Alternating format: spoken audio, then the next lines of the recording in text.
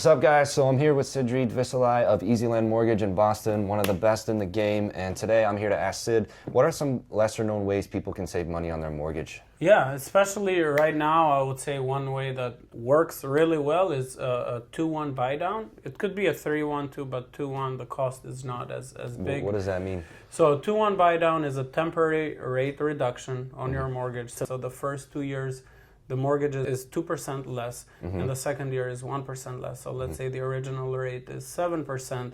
You're starting the first year at 5, second year at 6, and then by the third year, the mortgage is going back to 7%.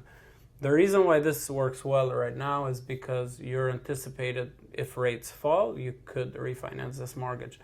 Just know that this cost has to come from either seller, the agent, or the builder of the property. It cannot come from the buyer. Why not?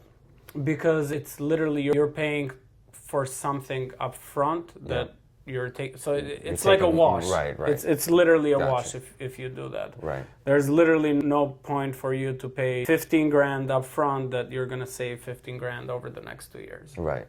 So what does it cost then, usually? So the cost is based on how much you're saving per month, and that is the cost that the seller usually pays. But it depends what interest rate you lock in. But let's say that cost is 15 grand over 2 years, you're pretty much asking the seller for a 15 grand seller credit for the cost of the buy down. Which in turn lowers your monthly payment for the next 2 years. Exactly. And you're hoping that over the next 2 years, you're refinancing that. What are some scenarios where that might be beneficial? Many. One scenario is, let's say you buy your home right now, the rates are at 7%. You lock in with a 2-1 buy down.